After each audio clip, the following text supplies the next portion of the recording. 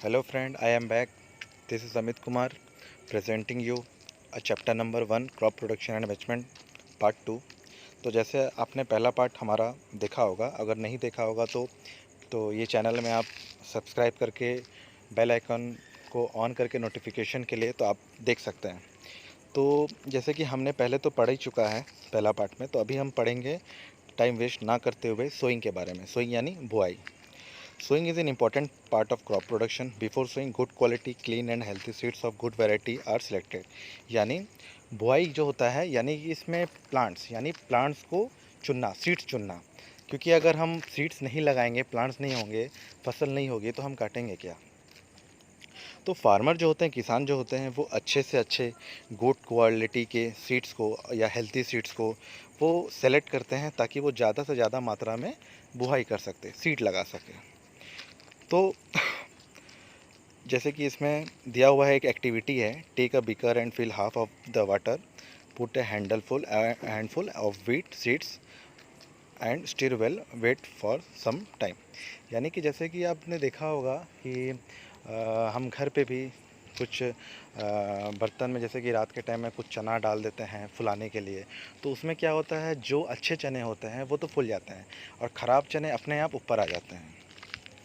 तो इसका मतलब क्या हुआ, जो चने खोखले होते हैं, जो ख़राब होते हैं, वो अपने आप पानी के ऊपर आ जाते हैं। तो इसका एक्टिविटी से भी यही हमको पता चलता है, जैसे कि are there seeds which float on water, would those be lighter और heavier than those which sink, why would they be lighter, damage seed become hollow and are thus lighter therefore they float on water. यानी कि इसमें वही मैं बताया कि जो ख़राब सीड्स होते हैं, ख़राब बीजे होते हैं, वो पानी से अपने आप ऊपर आ जाते हैं। क्यों? क्योंकि वो खोखले होते हैं, ख़राब होते हैं, डैमेज होते हैं, लाइटर होते हैं, तो वो अपने आप पानी के ऊपर तैरते हैं। तो इससे आपको अच्छा सीड और ख़राब सीड का पता चल जाता है।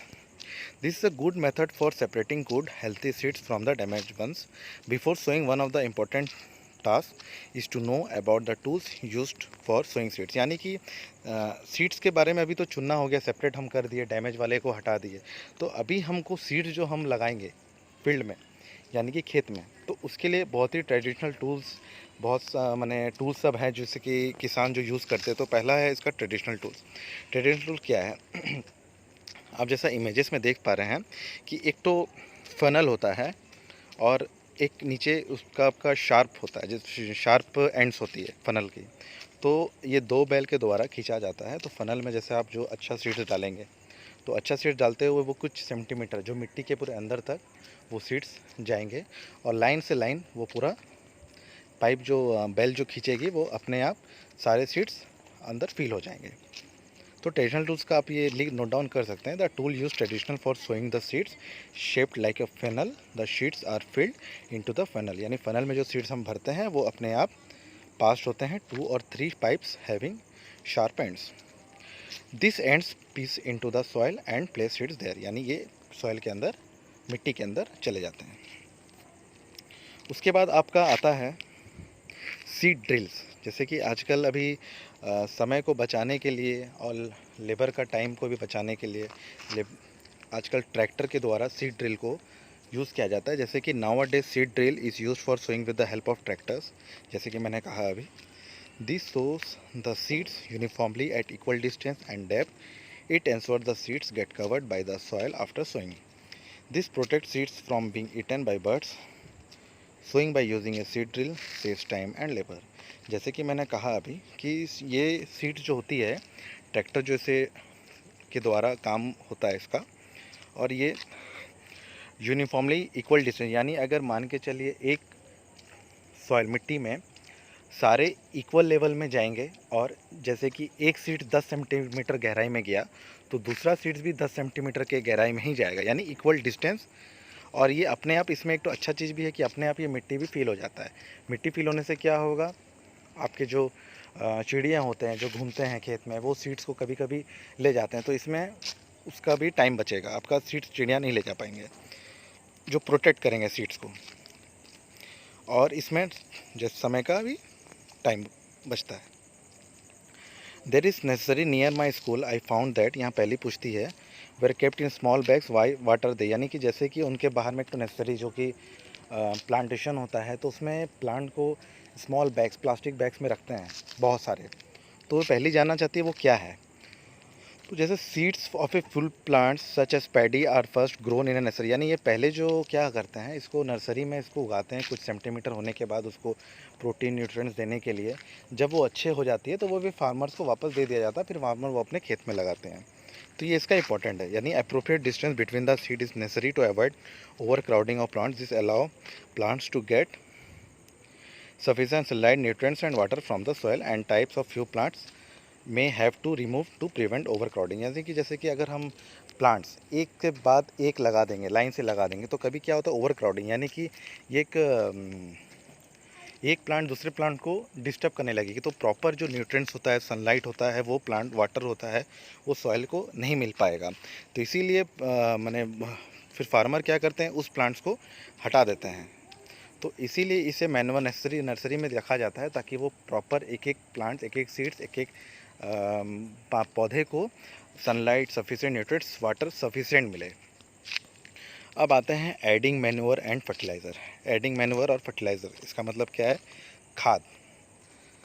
क्योंकि the substance which are added to be soil in the form of nutrients for the healthy growth of plants are called manure और फर्टिलाइज़र। यानी कि प्लांट्स को, पौधे को उगने के लिए हमें प्लांट्स को न्यूट्रिएंट्स यानी एनर्जी देना बहुत ही ज़रूरी है, ताकि वो हेल्थी हो, प्लांट्स अच्छे हो, पौधे अच्छे हो। I saw a healthy crop growing in a farm, in the neighbouring farm the plants were weak, why do some plants grow better than others. ये पहली का सवाल था। तो जैसे कि पहली देखती है, एक खेत में जो फसल उगी है, पौधे उगे हैं, वो बहुत ही अच्छे हैं, पर थोड़ी ही दूरी जाने से वो पौधे पूरे कमज़ोर पड़े जाते हैं, मरे जा जैसा, पूरा मुरझाए हुए। तो ये क्यों होता है? तो जैसे कि इसमें लिखा है, मैं आपको बता दे रहा हूँ। Soil supplies mineral nutrients to the crop plants, this nutrients are essential for the growth of plants. In certain areas farmer grow crops after crop in the same field, the field is never left uncultivated और fallow. जैसे कि जो farmer होते हैं, वो खेत को कभी, बहुत सारे जो फार्मर किसान हैं, वो खेत को कभी खाली नहीं रखते। आज एक पेड़ लगाए, फसल कटी, फिर दूसरा, फिर तीसरा, फिर चौथा, फिर पांचवा। इससे क्या होते हैं, मिट्टी कमज़ोर हो जाते हैं। मिट्टी के जो न्यूट्रिएंट्स होते हैं वो ऑलरेडी पौधे ले जाते हैं।